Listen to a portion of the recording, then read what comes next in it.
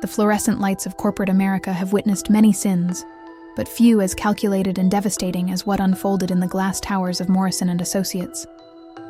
Tonight's tale comes from the depths of Reddit, where justice wears a business suit and revenge is served with quarterly reports. This is the story of Michael Chen, a software architect who discovered that sometimes the most dangerous weapon in corporate warfare isn't a lawsuit or a resignation letter. It's patience, documentation, and the willingness to burn everything down from the inside. Michael had been with Morrison and Associates for 8 years. 8 years of 60-hour weeks, missed family dinners, and watching less qualified people get promoted above him. But Michael was a patient man. He believed in loyalty, in hard work paying off, in the system eventually recognizing talent. He was about to learn how wrong he could be. Morrison and Associates was a mid-sized consulting firm that specialized in corporate restructuring. Ironic, considering how badly they needed restructuring themselves. The company was run by 3 partners: James Morrison, the charismatic founder who hadn't done actual work in 5 years; Sandra Vale, the operations manager who ruled through fear and favoritism; and Robert Kim, the financial officer who spent more time on golf courses than in boardrooms. Michael's immediate supervisor was David Richardson, a man who had perfected the art of taking credit for other people's work while deflecting blame for his own failures. David had been hired 6 months after Michael, had half his qualifications, but had one crucial advantage. He was James Morrison's nephew. For years, Michael had watched David present his ideas to clients, claim ownership of his code, and receive bonuses for projects that Michael had built from the ground up. But the breaking point came on a rainy Thursday in March, during what would become known in the office as Black Thursday. Michael had spent 3 months developing a revolutionary inventory management system for their biggest client, Megacorp Industries. 3 months of 18-hour days, of missing his daughter's school play, of working through weekends while David played golf with the partners. The system was brilliant.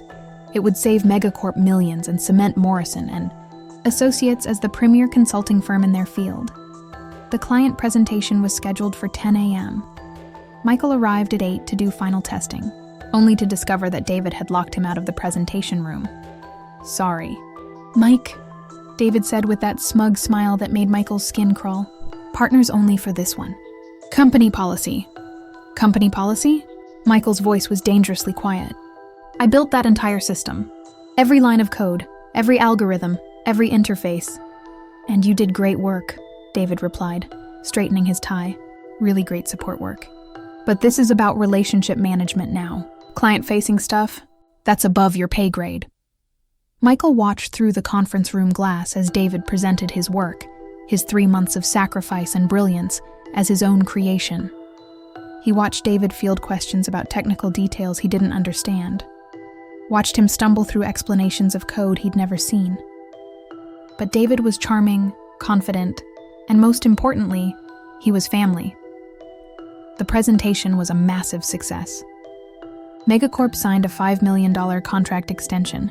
David received a $50,000 bonus and a promotion to senior partner. Michael received a generic team player email and a gift card to Applebee's. That night, sitting in his car in the parking lot, Michael made a decision that would haunt Morrison and Associates for years to come. He wasn't going to quit. He wasn't going to file a complaint with HR. He was going to do something much more devastating. He was going to give them exactly what they deserved. Michael's first step was simple: documentation.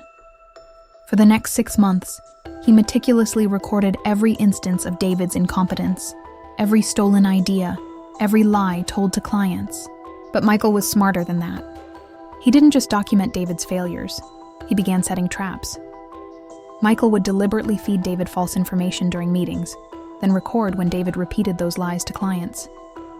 He would create intentional vulnerabilities in code that only he knew how to fix, then document David's attempts to claim credit for the solutions.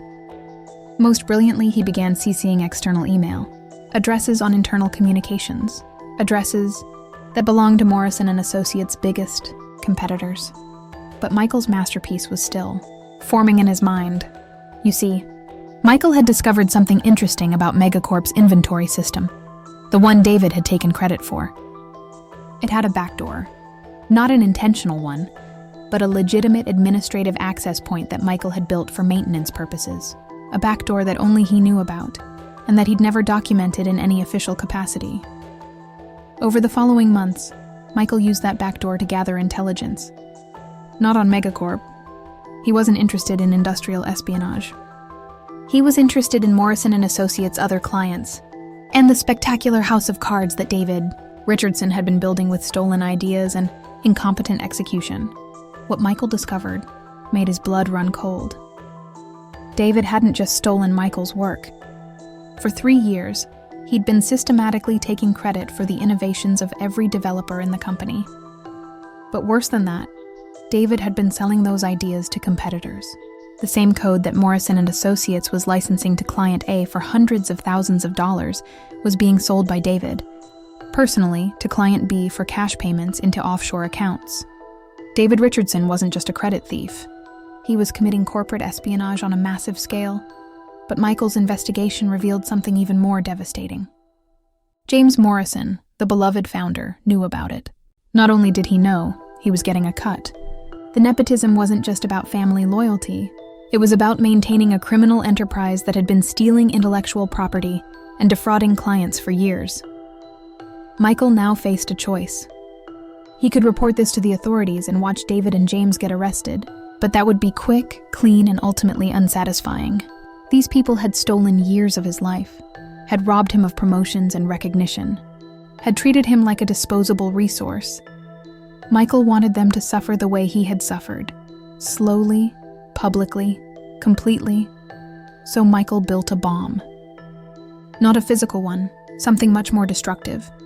A digital time bomb that would detonate at exactly the right moment to cause maximum devastation. First, Michael created detailed dossiers on every illegal transaction David had made. Bank records, email communications, client contracts, everything needed to prove a pattern of corporate espionage dating back 3 years. But instead of sending this to the FBI, Michael sent it to someone much more dangerous, the investigative journalism team at Tech Weekly, along with a promise of exclusive access to even more damaging information. Second, Michael began systematically sabotaging every project David was currently working on. Not obviously, Michael was too smart for that. Instead, he introduced subtle errors that wouldn't manifest until after the systems went live. Code that would work perfectly during testing, but fail catastrophically under real-world conditions. Security vulnerabilities that would only become apparent after hackers had months to find them. Database structures that would corrupt themselves after processing a certain volume of transactions. David Richardson had built his reputation on stolen work.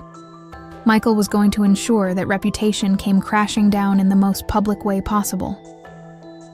Third, Michael reached out to every client that David had defrauded. Not as a whistleblower, but as a concerned former employee who had recently discovered evidence of intellectual property theft. Michael provided each client with detailed proof that their proprietary systems had been illegally sold to their competitors, along with damages assessments that totaled in the tens of millions. But Michael saved the best for last. Remember Megacorp's inventory system? The one that had made David a senior partner? Michael still had administrative access, and Megacorp's contract had a very interesting clause. Any system failures that resulted from consultant error would result in penalty fees equal to 200% of the contract value. In Megacorp's case, that was $10 million. On a quiet Friday afternoon, exactly 1 year after Black Thursday, Michael executed the final phase of his plan. At 3 p.m. Eastern, Tech Weekly published their exposé. The Great IP Theft: How One Consulting Firm Stole Millions in Corporate Secrets. The article named names, provided bank records, and included recordings of David bragging about his schemes to potential clients. At 3:15 p.m., Megacorp's inventory system suffered a catastrophic failure. Every transaction for the past year became corrupted. Every piece of inventory data was scrambled. The company's entire supply chain ground to a halt, costing them an estimated $2 million per hour. At 3:30 p.m., 17 different clients filed simultaneous lawsuits against Morrison & Associates for intellectual property theft, breach of contract, and fraud. At 3:45 p.m., The FBI raided Morrison & Associates offices with warrants for David Richardson and James Morrison. By 4 p.m., the company's stock had lost 90% of its value. David Richardson was arrested at his country club, in the middle of a golf game with potential clients. The footage of him being perp-walked past the 18th green in handcuffs became a viral meme within hours. James Morrison was found in his office, frantically shredding documents. The FBI discovered over 50 boxes of evidence that he'd been too panicked to destroy, including detailed records of the money laundering operation he'd been running through the company's offshore accounts. Sandra Vale, the operations manager, tried to claim ignorance, but Michael's recordings proved she'd been aware of the scheme from the beginning. She was arrested the following Monday. Robert Kim, the financial officer, fled to the Cayman Islands. He was extradited 3 weeks later and agreed to testify against the others in exchange for a reduced sentence. Morrison & Associates collapsed within a month. 300 employees lost their jobs. Clients lost millions in damages. Investors were wiped out completely. But Michael wasn't done. You see, during his year of investigation, Michael had been quietly interviewing with Morrison & Associates' biggest competitors, not just for any position, for senior architect roles at the companies that were perfectly positioned to acquire Morrison's client base and intellectual property. The day Morrison and Associates declared bankruptcy, Michael started his new job as Chief Technology Officer at Pinnacle Consulting, Morrison's former biggest rival. His signing bonus? $200,000. His first assignment? Leading the team that would acquire Morrison's remaining assets for pennies on the dollar. David Richardson was sentenced to 8 years in federal prison for corporate espionage, wire fraud, and money laundering. He's currently serving his time at a minimum security facility where his cellmate is a former Enron executive who finds David's stories of corporate theft quaint. James Morrison received 12 years and was ordered to pay $47 million in restitution. His mansion was seized, his art collection auctioned, and his beloved yacht sold to pay legal fees. He's currently appealing his sentence from a federal penitentiary in Texas. Sandra Vale pled guilty to conspiracy charges and received 5 years probation in exchange for her testimony. She now works as a night shift manager at a retail store, making barely enough to cover her legal fees. Michael thrived. Within 2 years, he'd built Pinnacle Consulting into the premier technology firm in the region. His revenge system, the careful documentation, the strategic sabotage, the perfect timing, became a case study taught in business schools as an example of corporate accountability through strategic disclosure. He never felt guilty about the 300 employees who lost their jobs when Morrison collapsed. After all, they'd been working for a criminal enterprise, whether they knew it or not. And many of them, the talented ones who weren't part of the inner circle, found better jobs at companies that valued their skills. Today, Michael lives in a house 3 times the size of David's former mansion. His daughter, now in college, is studying computer science and criminal justice. She says she wants to be like her father, someone who makes sure bad people face consequences for their actions. Every year on the anniversary of Black Thursday, Michael receives a card. Not from David or James. They're not allowed to contact him due to restraining orders. The card comes from an anonymous sender, but Michael knows who sends it. It contains a single line. Some lessons are worth waiting for. Michael keeps these cards in a frame on his office wall, next to his CTO certificate, and a photo of him shaking hands with the FBI agent who led the Morrison & Associates investigation. Sometimes revenge isn't about getting even.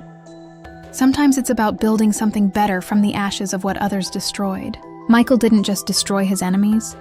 He used their destruction as the foundation for his own empire. They say the best revenge is living well, but sometimes the best revenge is living well while your enemies live in federal prison. David Richardson learned that lesson the hard way. James Morrison learned it too. And somewhere in corporate America, there's another Michael Chen sitting in another cubicle, watching another David Richardson take credit for his work. The question is, what lesson will they choose to teach? The fluorescent lights of corporate America cast long shadows, and sometimes those shadows hide predators. But sometimes, they hide something much more dangerous.